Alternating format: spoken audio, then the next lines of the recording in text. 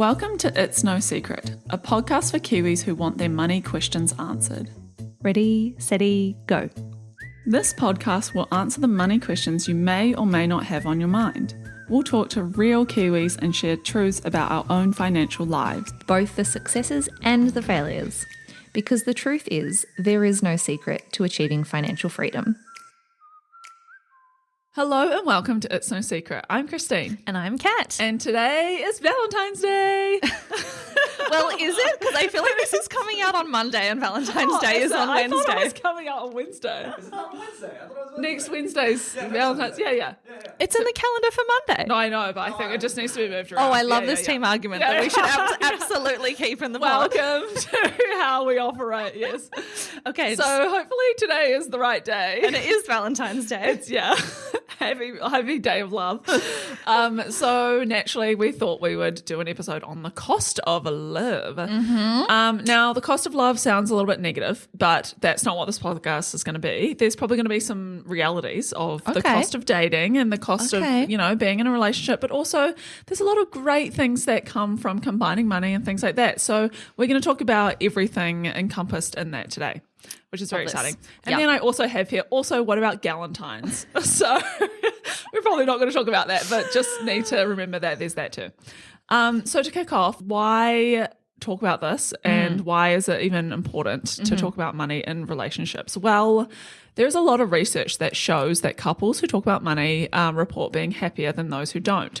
I don't have the specific report in front of me, but a New York Times article that I was reading was stipulating this exact thing and saying that it was because it helps develop a deeper intimacy because both people have to be vulnerable. And I think there is a lot of articles and things out there that do speak to how where money compatibility is really important. If you don't have aligned on how you treat and look after your money, then often that can not lead to great things, i.e. financial stress and potentially breaking up.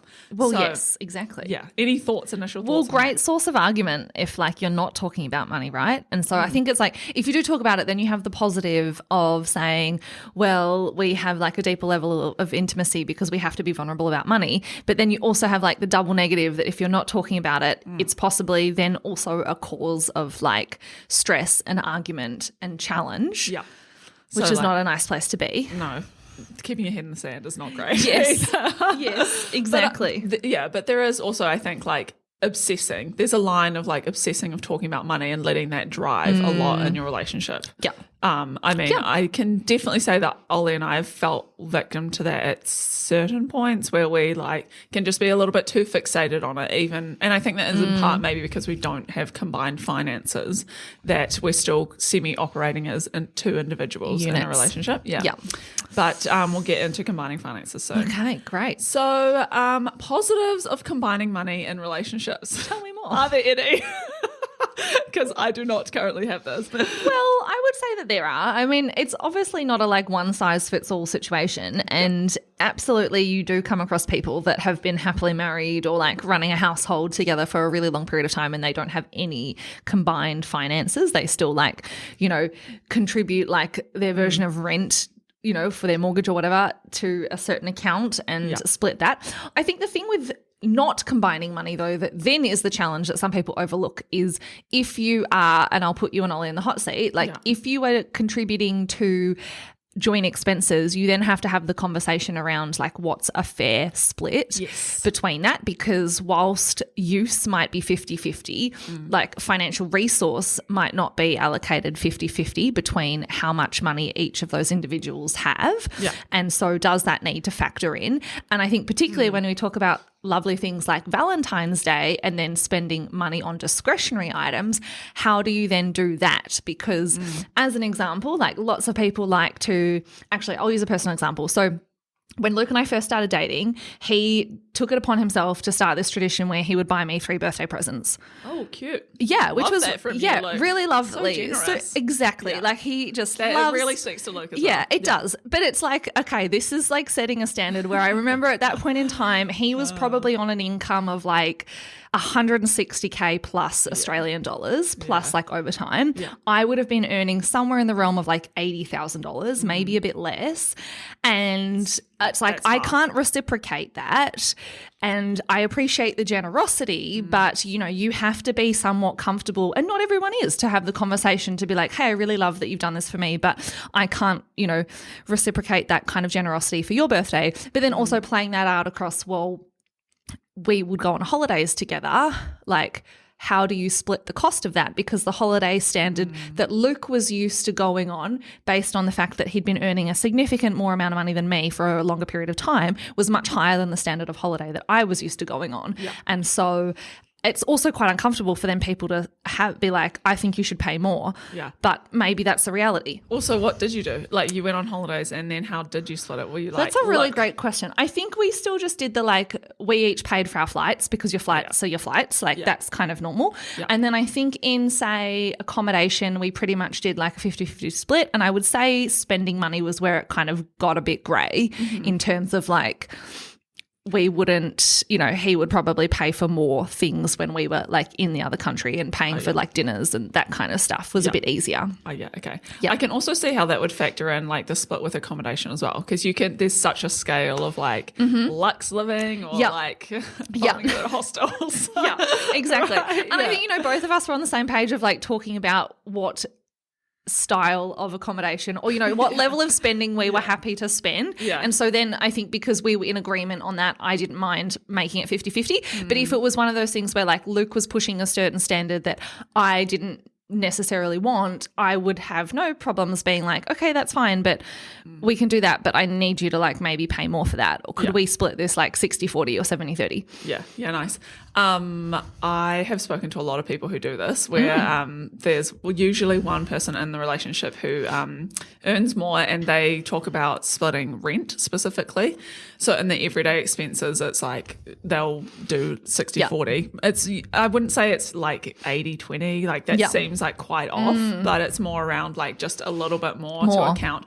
Or they'll take their total salaries and be like, relative to the cost, what is the actual percentage like a difference? Yes. You know? Yes. Interesting. Yeah. But Ollie and I, we're relatively even in our income, and so we don't really do that.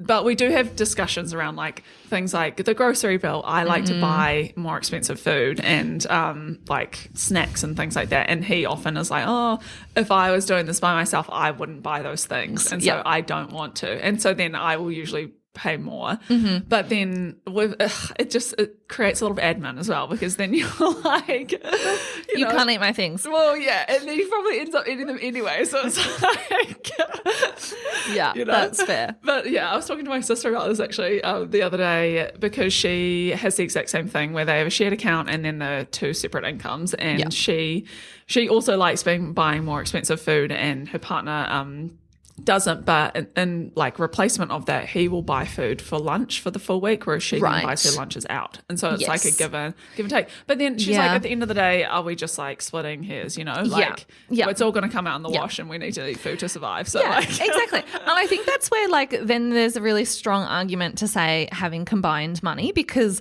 one thing that like still cracks me up to this day, so Luke and I do have entirely combined finances.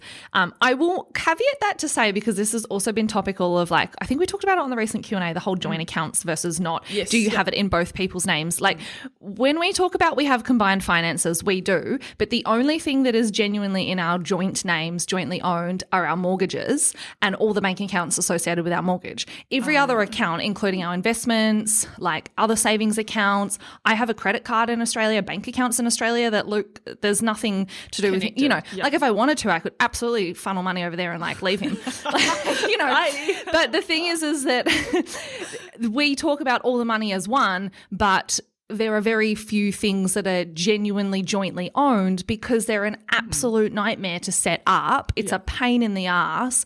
And it's like, why would you necessarily do that when you could just have the transparency across stuff? So we have, you know, our jointly owned accounts, but then we still use our individual accounts for all our fun money and like coffees and whatever else we want to do. Holidays But then we're also like, always, I'm like texting Luke, being like, do you have money in your ASB account? Can you send me money? Cool. I've overspent in my discussion. Can you like send it back to our Westpac because it's overdrawn? Like, you know, it's just a shit show. So it doesn't makes me feel better. It doesn't even matter. But I do crack up when like we go out to eat somewhere and it's clearly the two of us, and sometimes we'll have Lily with us, and you go up to pay and they'll be like, do you want to split the bill? And I'm like, Are you We trying have to a be like child. low key, like like feminine. woke? Like I don't, you know.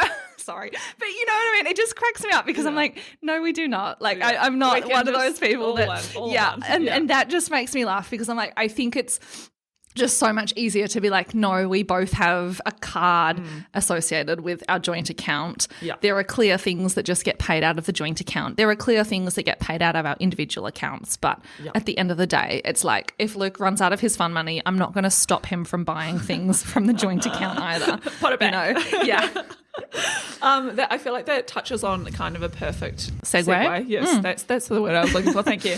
Is de facto relationships because you know you could have your names or like accounts and different names and things like that, but ultimately you are you're married. Yep. So that's the first thing. But if let's say you weren't, after 3 years you're de facto anyway. And so it's combined. Yeah, and it falls like under property. relationship property law. Yeah, So exactly. literally, like someone asked us that this week of, you know, they had 2 individual accounts set up with us at Kernel and they wanted to have a joint account, and we were talking about why they wanted the joint account, and they were like, because it needs to represent joint ownership. And then they were explaining that like they are married, and they were even confused, and it's common that they were like, it needs to be joint so that we both own it. And I was like, hot tip, just letting you know, under relationship property law, like everything is considered joint anyway, regardless of the ownership. Like when you start to put money in certain other vehicles like a trust or company, that's where it can vary. But when it's all in individual names versus joint names, if you are married, or to your point, if you are past the de facto kind of threshold, it's all falling under relationship property and subject to the laws under Relationship Property Act. Yeah. Yeah, exactly. The definition I have here says that it includes your income, KiwiSaver account, vehicles, bank accounts, regardless of whose name the account is in, shares in a company, interest in a trust, a house or investment property, even if you are the only person recorded on the property title. So this is also why, if you want to protect yourself, relationship agreements before the point at which you become de facto is very important. Yeah, exactly. Yeah. And it's also, you know, keeping in mind for people that like, if you're not super comfortable pushing the whole conversation around, like, you know, some people do think they need to get married and then change the ownership of everything. Like, I'm going to tell you that that's fucking annoying because you have to do a shit ton of paperwork. Like, It's just like got your last name on your passport and stuff. We were also talking about this at work the other day because we're like, it's not uncommon that people have different names on their passports and driver's licenses. And I'm like, this is me. And I will not have the same on that until I need to get a new passport, which is so like annoying. Another 7 years away, you know? And it does get to the point, like, I think maybe 6 months after getting married, you're like, oh my God, I'm super enthusiastic to do all this, until you realize that it's only the person whose name has changed. And then you also realize that, like, in order to do this, both of you often need to front up to the financial institution in person. I just was like, this is so too hard basket. Like, as long as Luke and I know what accounts each of us have, so that in the worst case scenario, one of us passed away, really, like, you know where to go looking for money. I just got to the point of like, that's all too hard. So on that, because it just triggered a thought. This is a doom and gloom Valentine's Day podcast now. We'll get to some positives, we promise. Ollie and I were literally just talking about how much freaking effort it is to go down to the bank to open a joint account. Like, because you have to be there. You both have to be there in the bank to open person. It. And I think this is literally and the like thing. You have to make an appointment almost. Yeah, this is the thing that's stopping us from kind of combining our finances because they're literally, we don't own a mortgage. We don't have own a house and therefore have a shared mortgage. So like, literally, what is the reason for doing this other than the feeling of like being connected? I know. Well, this is the whole other thing. Is I think I've talked about this and before. We've been together for 4.5 years, so it's like we're de facto anyway. Exactly. When we did this with Westpac, because we got our mortgage with them, when we set up our mortgage and then had a transactional account, and then they were like, do you want a savings account? And I'm like, yep. And so we had those 3 accounts, and then they were on my app, and I only do things on the app. And then, of course, you're in the app, and it's like, do you want to open another savings account? And I was like, sure do. So I opened that, and I'm like, cool, like putting all our savings in there, like rah, rah, rah. And then like months later, Luke at one point was like, where's all our savings gone? And I'm like, what do you mean? And he's like, have you robbed me? Well, it's like not in our savings account anymore. And I was like, oh, can you not see that other savings account? And then we whipped out both our apps and lol jokes, no, he can't. And then I messaged our banker to be like, hi, why can't Luke see this? And they're like, oh, when you open accounts on the app, they're only ever in your name.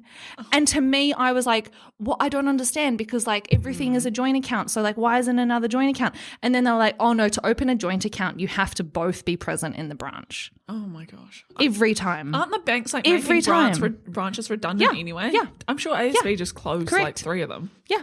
So making our lives hard. all I can say, and this is not legal advice, but like just keep things in individual names and know the passwords across everything. Yeah. Yep. Definitely Luke and I know each other's advice. like internet banking passwords, you know, that kind of stuff. Because it's like, that's true. I don't know Ollie's, to be fair. Maybe I should. it's more just like in case of emergency, maybe. But true. yeah, That's true. niggles. Niggles.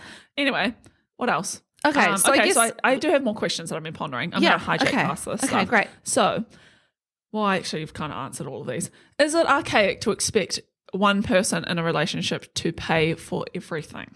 Do you know what I mean? Like when you're dating. when you're Sorry, dating. when you're dating, yeah. Because like I reckon. the whole cost of dating, like we were talking about Sarah on a recent podcast, and she was saying that, you know, like if it's you really get asked expensive on to a be- date, you mean? yeah, and like so, you know, Yeah. is the perspective, and I'm just like talking about a heterosexual relationship here, that, you know, there's always been this idea that the male should pay for like everything up until a certain point, but I just, I don't know. I think it's something that has been built into our minds. That I remember hearing about this on the radio recently because they were talking about this, and they were talking about the fact that like dating in general is really expensive because it's like, let's say you get asked out for a date and you, I don't know, you're going out for drinks or you're going out for dinner, and then like maybe you'll have some drinks depending on how dinner goes kind of thing. And it's like, okay, well probably for dinner it's like easily $100 for 2 people. Yeah, in today's day You and age, probably both have to Uber there or get there somehow. So you're it's like gonna drink, even if you're not paying for dinner, you probably have like, I don't know, let's say $50 on Ubers in total or maybe a bit more. Yeah, And or then parking or something. Yeah, exactly. Then it's like you have drinks on top of that. And so even if you split that cost from the get-go, you're probably easily spending like $150 to $200 each potentially, or close to like $100 to $150. And so people were like, you know, unless I'm really sure, I'm just not even going to go on a date. That was the general feedback that was going on. And I'm like, I can kind of see that. Yeah. And that's where I think given like cost of living and stuff, I'm like, that's really unreasonable to expect one person who doesn't actually know yet if they want to like be with you for a sustained period of time. Yeah. It's a hard like no. hot tip. They're undecided. You know, like asking or expecting them to front up probably $200. Yeah. Feels like a lot. When I was dating, and Ollie's kind of the exception to this rule, but this is such a random side note, always said I'm never going to go out for a drink with anyone. It always has to be coffee. Okay. Yeah, because A, it's cheaper. Yes. And B, I'm like, bit easier. yeah, it's like, you know, you can do it at any other time, all that kind of stuff. And it just doesn't have the same kind of potential Stigma. costs, I think. And stigma, yeah. But That's very fair. I definitely think you can find cheaper ways to do dates. You just have to be a bit more creative. Yes. Like, I think Ollie and I once went to the Te Papa Museum in Valentine, and that was free, even though I hate museums and I literally ran through the Gallipoli exhibition. But it was free. And then we went and got coffee, and that was like, and you walk everywhere in Wellington. So surely you can replicate that in Auckland or wherever else. You definitely could. Or go for a walk along the beach or something, although that's quite romantic, isn't it? But you could like, I don't know, walk around the domain or something. Like do what you would do with your friends. But like hang out. Well, I was actually just thinking though, I think most of Luke and my first dates were like either one of us going to the other person's house, but I can also understand that like that's personal. Yeah, like that might be a bit creepy. But then it Especially if also you're flatting, wasn't you're, creepy. Like, walking into the like den. Well, true, but then I'm like, then you do have the added safety element because Luke was flatting in a giant house of like 6 people. I'm like, I'm not going to get murdered at dinner because there's like 5 witnesses here, so that's fine. But then, you might get interviewed a lot about your True, although I don't think I did. I think everyone was kind of like respectful of like this is like a new person. Yes, exactly. But then I also kind of early on invited him to my house and forced him to cook, which did mean he had to buy all the ingredients to cook me dinner at my house, which was really fun. But like that Probably was kind of still nice. cheaper than Uber and Dinner and blah, blah, exactly. blah. And also it's like if someone wants to be budget conscious, they can kind of cook something easy and like That's low key true. Chicken and versus rice. if they want to buy like really nice meat and wine, that's on them. That's true. That's true. For Ollie and I's very first date, we actually met on Bumble, which was quite fun. So it's that exact thing that you're talking about of like you talk to different people and then it's like, is it worth the energy? Blah, blah, Yes. blah. We went for a drink, even though I just said about the coffees, but we went for this drink and I think it was, at a bar in Wellington, and we went up to pay and I remember very distinctly expecting that he was going to pay. Right. And then he was like, oh, should we split it? And I was like, sure. But then we ended up going to another bar and then dinner and like going on. okay. So then I was like, oh, well, style you intend to continue, I guess. Yes. Oh my But gosh, hey, it obviously so worked true. out. Worth the investment. So true. Yeah. Okay, Love so then that. I guess coming back to then spending money on Valentine's Day, because I Yes, think this is where one of those like awkward grey areas are of like birthday presents feels a little bit easier because I feel like, Does it? there's clearer expectations in some ways. Really? Because Well, for one, you know whether or not you should buy a present, and the yeah. answer is always yes. But how much money should you spend on a present? Don't know. Because this is like Don't Ollie know. always spends more on me than I do on him, and maybe I'm okay just with cheap, people but- spending more on me.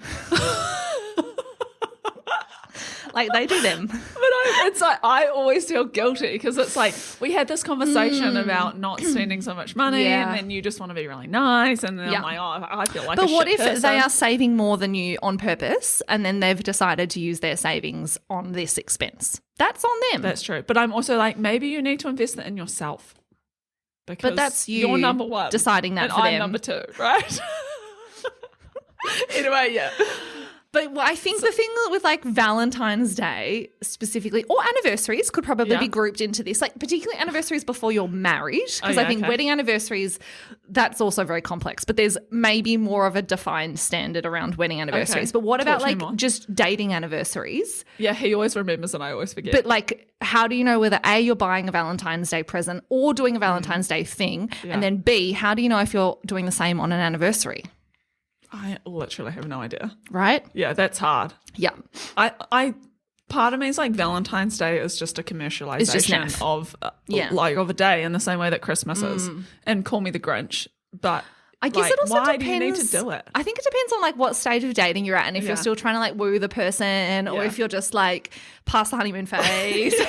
And you're like, we're in it for the long haul. You just need to calm down. Yeah, we're just gonna set the bar low. Exactly. Yeah, that's true. I mean, actually, last year on Valentine's Day in the office, we had someone receive roses. I think it was Kate, right? Lovely. Her, and her True. boyfriend. Yeah, That's so that's nice. I have definitely Yeah. received Valentine's Day gifts at work before, which has been so lovely. cute. But that's just because you feel so extra and special. you do. Is that for me? Like Yes. it's not at all to do with like, I don't know, your partner. You're just like, I just feel so great.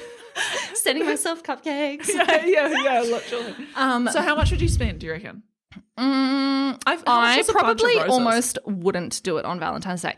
I would say, okay, so hot tip. Once, like, I definitely remember Luke sent me a couple of Valentine's Day presents, and an ex-boyfriend also sent me Valentine's Day presents on Valentine's Day.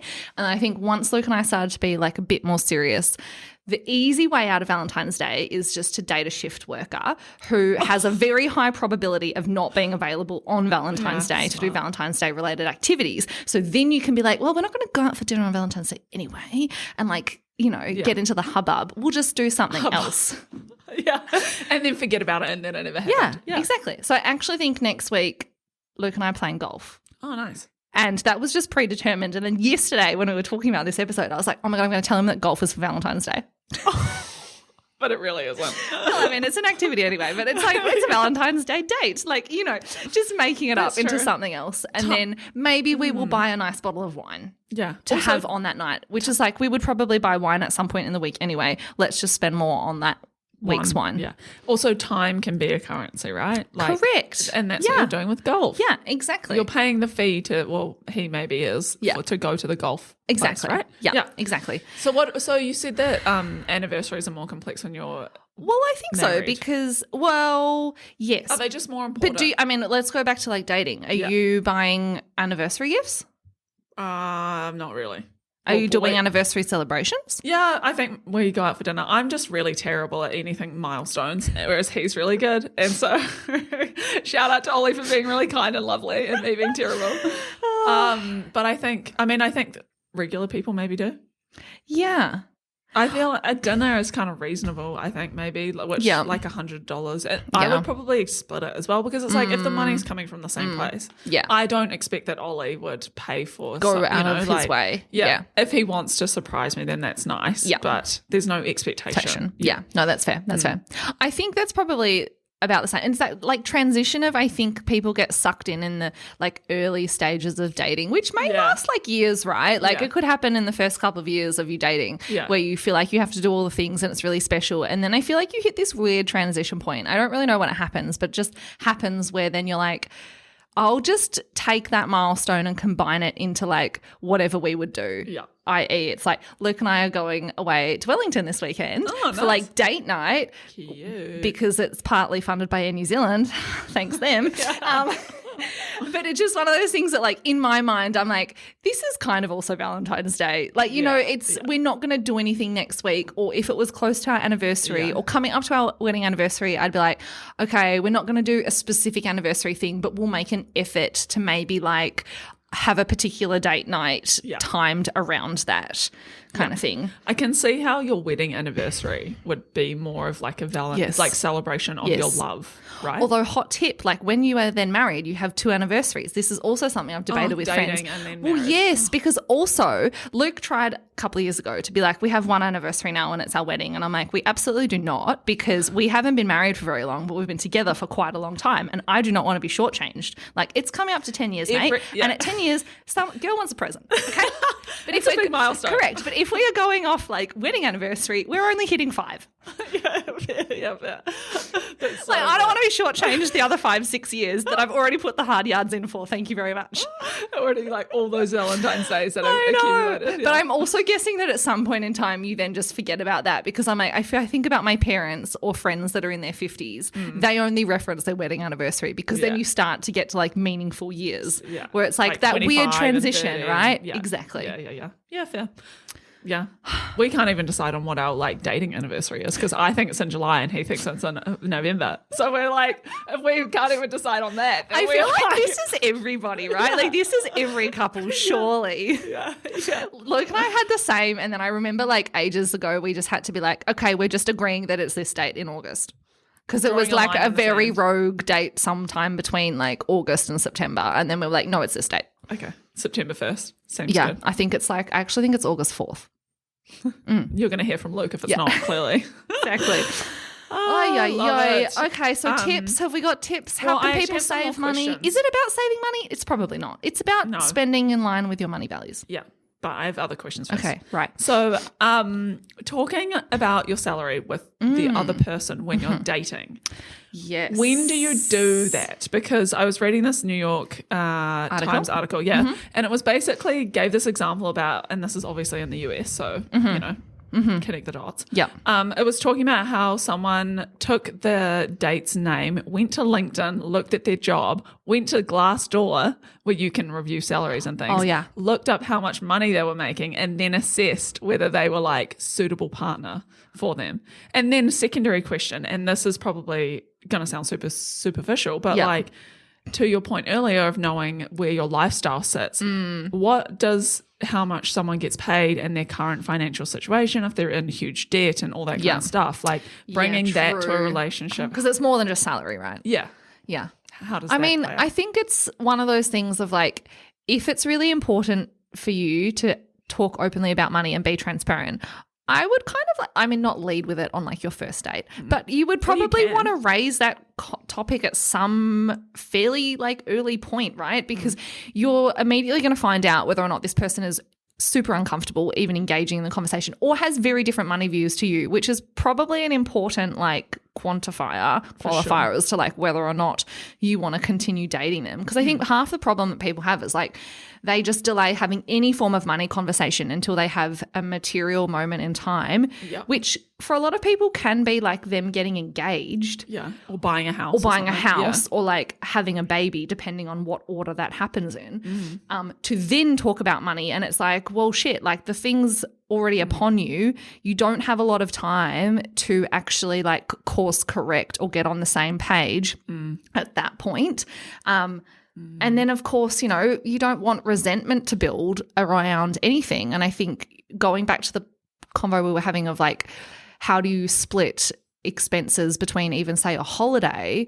If you don't know how to split them because you don't have that information and you're then going on these holidays and kind of loving a holiday but also being like, I'm really fucking annoyed that like Ollie has paid the same amount as me and I'm just pretty sure that he owns more than at least double. Like, you know, like that's like resentment is what kills relationships in a lot of ways. So I think it's like, what's the downside of raising it? Conversation. It's obviously all about how you raise it, and you probably don't want to raise it before you have a pretty good read of like how to best approach a sensitive topic with that person. You know, so for some people that might only take a couple of dates. For other people it might take like a few months. I think that's okay. It's just like if you're years into dating and you've never talked about money, I would probably say that's a red-ish flag. Especially because money is like not inherently like bad or good or anything like that. It's just a reflection of your values, really. And like it's a vehicle of how you express yourself and those kinds of things. And so like if you take it a step deeper, it's what are the underlying values that sit beneath how you treat money, basically. Exactly. So some tips that I found on the lovely website Elvest, which is a favourite, around talking about money in those early stages, that you could start with micro conversations. So rather than diving into like a super chunky, like let's have a financial date or like make this whole conversation about money, you can kind of trickle in things like asking the person about what, like whether they're happy in their job, if they have any goals, like what their dream life would look like, because those are also reflection. Like it's like, oh, okay, if you want to have a house and then investment property, what's your plan to get there? Or like, are you close to that? You know, like you can always follow a secondary things. Or the person might drop in like subsequent comments that kind of indicate to you, you know, like they could be like, oh, my dream is to live in this house in like Remuera, but haha, like that's never going to happen. And then you could be like, oh, why do you think that? Yeah, like, you know. And it's what's your mindset here? Exactly. I love that. And then some more serious money conversation questions could be like, what is your approach to money? How do you feel about your finances at the moment? We just said that. What are your short-term money plans? And then again, like how are you working towards your dreams, basically? I also love this one about like if you're feeling a bit nervous about the conversation of say splitting expenses, doing the like pre-text before a date of just like, hey, just wondering, like, do you want to split the check or do you want one of us to pick it up and take turns? Like you don't have to have all the conversations face to face. I think that's one of the things that people sometimes feel or get really caught up with is like, I need to talk to the person about it. And like not all of us are great verbal communicators. Some of us are better written communicators, and that is also totally fine. Like if you feel like you have to default to messaging someone about this so that you can write it in a way that is not like too aggressive or confronting for them, but still kind of tables the topic, then do that. Yeah, totally. I think this also applies to like friend scenarios too. Like you don't, I feel like you do not want to go out to dinner with your friends and then awkwardly be like at the counter, how are we going to pay for this? And then there's usually one person that ends up with the largest bill, right? It's the same thing. Just having that conversation at the front.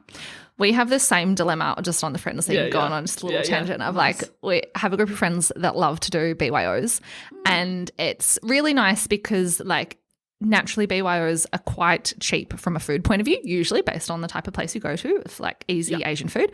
And then it kind of gives people the flexibility of like, if you want to spend a lot on your bottle of wine, you can, but then also if you absolutely do not, you do not. But we just have sometimes the like awkward still group chats of like, who's bringing what wine? And like, is everyone drinking? Do we actually need to bring a bottle each? Or could we all just like pitch in? And so it's just one of those things of like, even when you try and make it easy for everyone, sometimes it's just still not. And I think it's like as you get older, you recognize that some people are just how they are. Like they are very deeply ingrained money beliefs and money habits.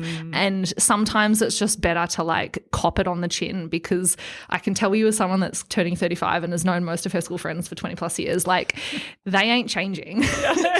So, you know, I just don't lose sleep anymore over, oh, I paid an extra $15 for that dinner because such and such didn't drink and we actually split the bill or whatever. Like it's just it is what it is. Yeah. Yeah, totally. Yeah. Yeah. But we also will talk about our money. So that's another thing. But that's for future chat. Future chat. This is about relationships. Yeah. This is about relationships. Oh, love it. Okay. Next question. How do you manage varying levels of appetite for risk in a relationship?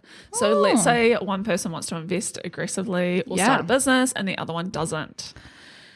This is really tricky because I guess it sort of depends on like if you are managing if you're in a relationship that you feel like is going to have longevity and you're managing your money together, you definitely need to be on the same page. Because back to the resentment thing, like it would not be advisable for one person to start a business without the other person pretty much unequivocally supporting it because that's just going to cause like challenges, right? Every step of the way.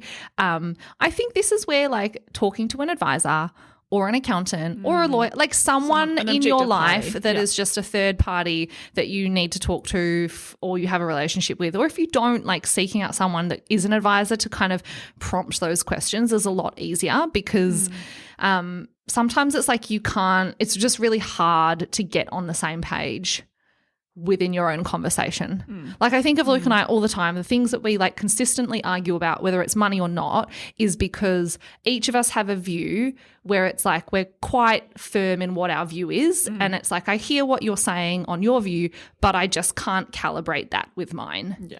Yeah. And so it's like sometime and you get to that point and you know it, right? When you're having those discussions and you're like, we're just going to keep saying the same thing at each other because neither of us want to like back down because that's not the point. It's not about one person backing down. Or winning, but it's like you genuinely need the other person to understand you. And sometimes the way that you're explaining that, they're just not able to do that. So it's about the communication of it. Yeah. And it's like recognizing, okay, if you do find yourself in that situation, like let's say, I don't know, you both have a lump sum of money that you've saved together and you want to start investing together and you're just one person's really firm on doing one thing and someone else wants to do something that's polar opposite. If you cannot find any consensus, I would say you definitely need to get a third party involved to help you find that consensus and maybe ask each of you questions in a way that kind of will break through whatever barrier is like not being past. Does that make sense? Yeah, for sure. I just had a thought around like finding that person, trying to also find someone that isn't going to be super biased either way or like have a background that validates one person more than the other because I feel like there's nothing worse than walking into that room and being like, I've just got two people that now have that opinion, you know, like that I need to convince rather than it being like someone in the middle.